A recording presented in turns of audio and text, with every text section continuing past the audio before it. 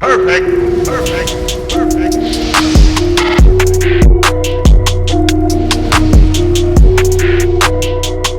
What is going on, everybody? RB here. Welcome back to Philly Take with RB. You know what to do. Smash the like, hit the subscribe, and hit that notification bell.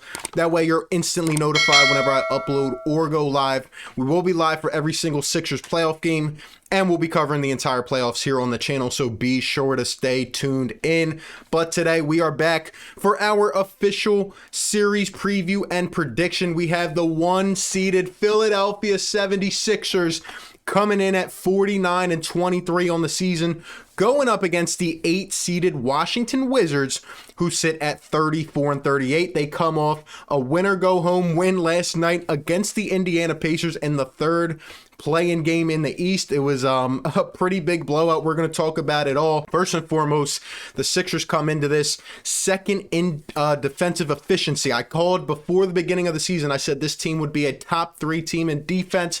It was a bit of a hot take, but it came and worked out well.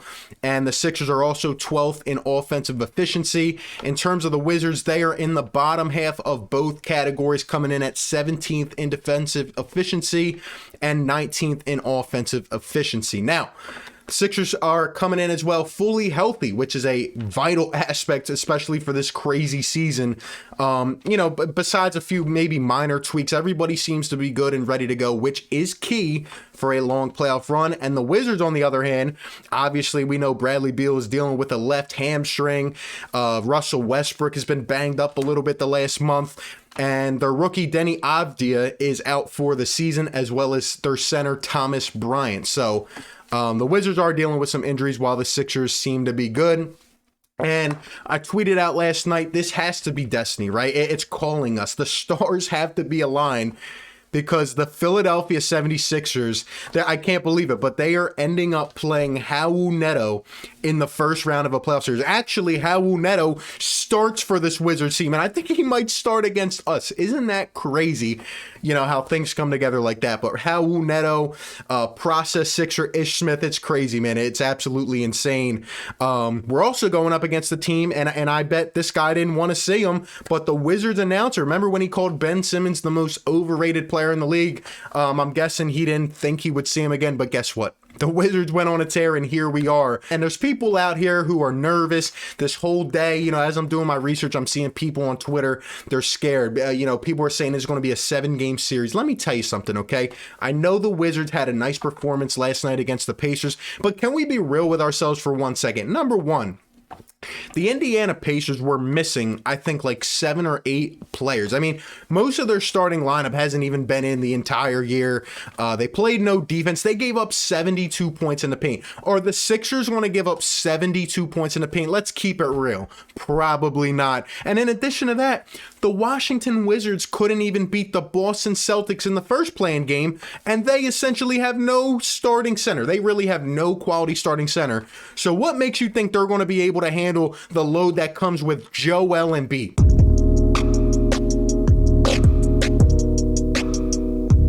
So the Philadelphia 76ers are 3-0 against the Wizards on the season. Obviously, we played 3 times because of the whole virus, so we didn't play them a 4th time, but the Sixers dominated them 3 times.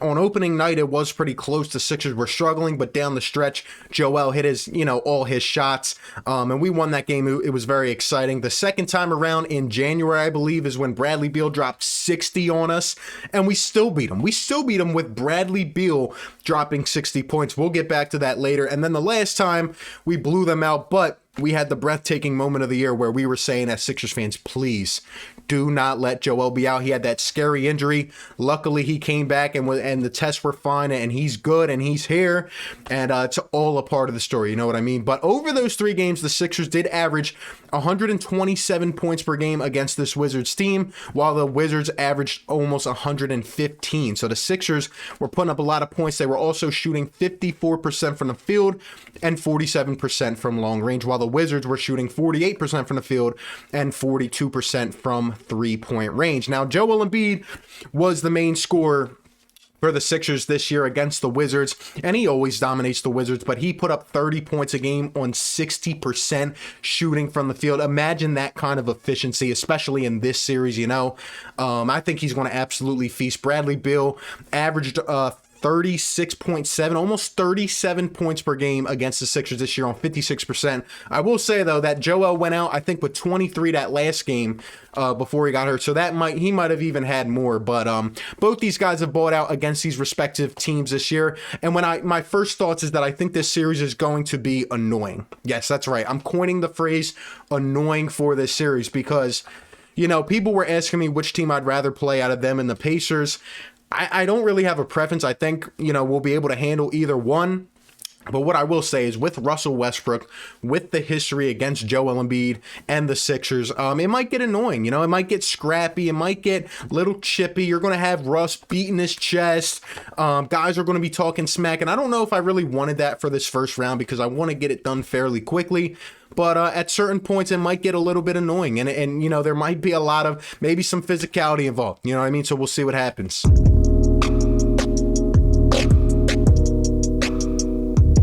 All right, so let's get into what we really need to crunch down and do to make this series ours. So first and foremost, my first key to winning this series is the Philadelphia Sixers stopping the two-headed monster. And obviously, I'm referring to Russell Westbrook and Bradley Beal. Russell Westbrook averaging a triple-double for his fourth career season.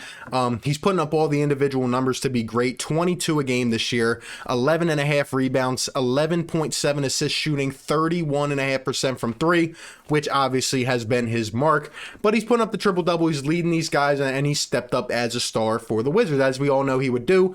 In terms of Bradley Beal, he's been their main scorer, second in the entire league in terms of scoring behind Curry with 31.3 points a game, and he's shooting it on 48.5% from the field and almost 35% from deep. We know Bradley Beal is a sniper, man. He's going to get his shots, and he's going to be lethal at times in this series. So I think the Sixers obviously need to, you know, cut down on these guys because outside of that, I don't really know much of what they have. You know, Davis Bertans was paid a lot, hasn't really stepped up to what I've seen this year. And in terms of, you know, if you cut off Russ, you're cutting off life of the Washington Wizards, you know, because the Wizards led the NBA in pace this season and they were second in the transition game. And as we know, the Sixers transition defense has been a huge point of emphasis, especially down the stretch, starting to look a little bit lazy. So we're going to have to get back. We're going to have to get in our spots. And really, we are going to have to control the tempo and the pace. We got to push them outside. Russell Westbrook is a huge isolation player. I think they were like fifth in terms of isolation efficiency this year. And obviously that's because of how Westbrook plays. He's going to try to dominate the game. So when Westbrook tries to get inside, we're going to have to push him outside, push it to the shooters. And, you know, we have to stick to that. We have to let it live with how it goes. But we can't let Westbrook continue to get to the rim and dominate. The Wizards are a below average team when it comes to shooting the ball, especially from long range. I think they're around 35% as a team. So as long as we're pushing the ball outside, we're getting it out of Russ's hands as much as we can, and Bradley Beal, and closing out on the shooters, right, guys, like Danny and Matisse, I think we will be okay. But the focus is on stopping at least one of those two guys in any games, because for them to win, you know, games in this series, both of them have to be really on their game. So we got to cut off the life source of at least one. For my second key to winning this, I think the Philadelphia 76ers have to dominate the one-on-one matchups and take advantage of mismatches, right? First and foremost, we know Joel Embiid is going to have his way with the Wizards coming into this averaging 28.5 on the year, 28.5 points per game, 10.5 rebounds. And he's been an MVP candidate. If he didn't miss as many games, maybe he wins it, but at this point, he probably will not. But we know he's going to annihilate Alex Len, Robin Lopez, Daniel Gafford, Roy Hachimura, whoever they decide to put on Joel. He's going to absolutely dominate. He has to get to the line. You're going to probably expect to see double teams and triple teams, and we'll talk about other guys that need to step up. But I could see Joel averaging 30 to 35 in this series. He's going to be absolutely dominant, and as we know, all season we live off of Joel, right? Joel is our main anchor. Get the ball down low, feed the beast, and let him go to work. I think he's going to have a huge series. Now, that's going to lead to another guy like Tobias Harris. When those doubles and triples come, Tobias is going to have to be, the operator in the pick and roll game. He's been our second, scorer this year. He's been very, very consistent, and he's had his best season, right? He's had a season that not even a lot of us expected. We thought he would be good under Doc Rivers. He's been great under Doc Rivers,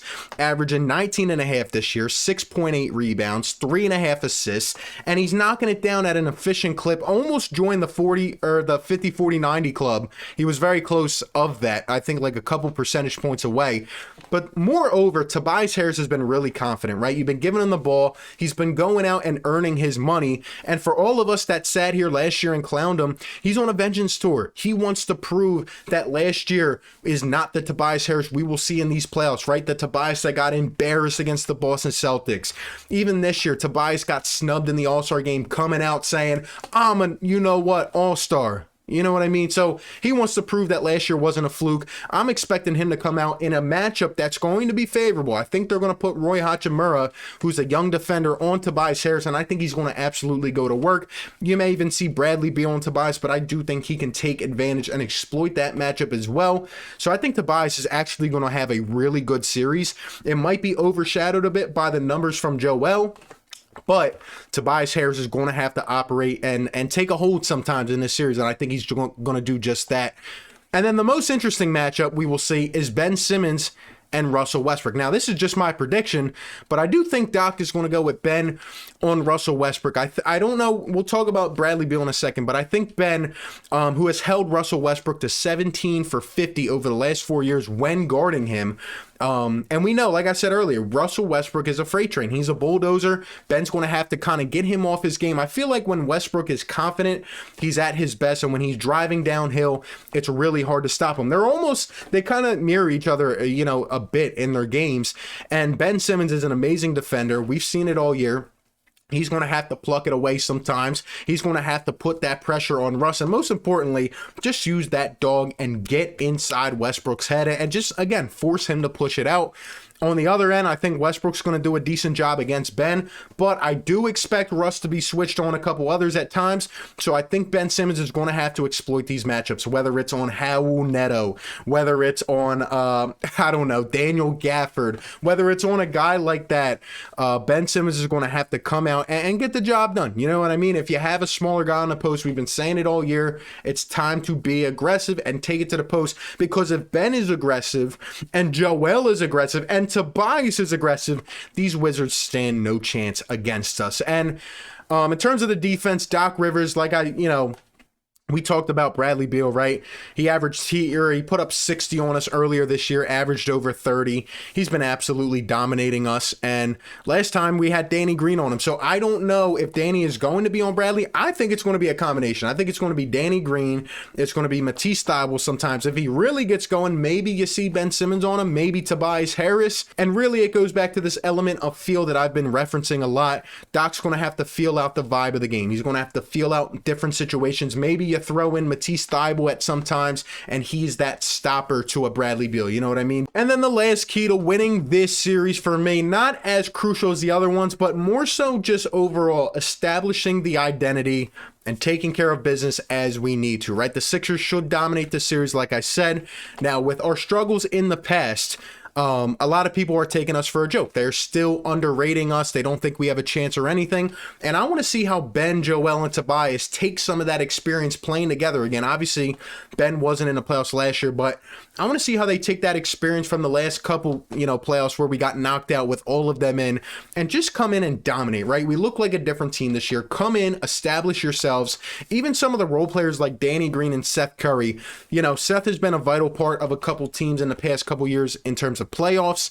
Danny Green, we know what he did in the playoffs, but he's been playing real well this year. I want to see him come in, establish his rhythm. I don't think Danny and Seth have to shoot extraordinarily, in this series to go out and win, but I do think coming in the near future, I think that they're going to have to, maybe in a third round, series, they're going to have to shoot well. So I want to see them get a lot of shots up, get in rhythm, and really just find their spots on the floor. If Danny and Seth are playing great in this series, the Wizards have absolutely no shot to maybe even win a game. I don't think the bench will be as crucial in this series, but it's going to have to be. And I want to see which guys come out and establish themselves, which guys come out and say, I am making my case to earn more minutes, whether it's a Shake Milton who's been struggling, whether it's a Tyrese Maxey who's been hot. Even guys like George Hill have to come out and establish their role on the second unit. Furkan's got to hit shots. Matisse Thybulle is calling for more minutes with his defense. Is he going to be able to knock down shots? If guys are not performing, right? Again, goes back to the lack of adjustments. Doc, I want to see how he feels out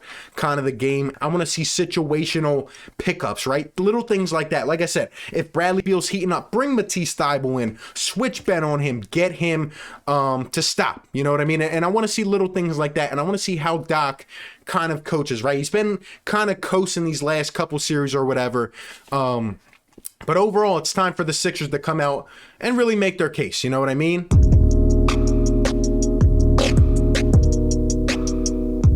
At the end of the day, man, it's time to show the world that we are about business, that this regular season was not a fluke, that this is a new brand of basketball, a new identity of a team, and that we're going to come out here and we are serious about what we are about to do, what we are about to embark on this journey, right? I see the Sixers winning this in 5 games. I do think Russ and Beal will get up for one of these games, like, you know, to another level, and the Wizards might not miss a shot. Raul Neto might have 30 or something crazy like that. Maybe it might even be one of the first games of the series. There might be a little bit of rust, but overall, I think the Sixers are going to handle their business. It'll be an interesting series. Like I said, it'll get chippy. It'll get really interesting in terms of the energy levels, but I think the Sixers will take care of it 4-1. We'll be on to the second round with maybe some extended rest to play either the Knicks or the Hawks, and I think this is a good kind of series to get our base going. Let me know your thoughts down below in the comment section. Appreciate you guys for tuning in. Again, we will be live for every Sixers game, and we'll be covering it all here on the channel, so be sure to stay tuned in. You guys have a great one, and I'll catch you on the next one, man. Peace. Perfect. Perfect. Perfect.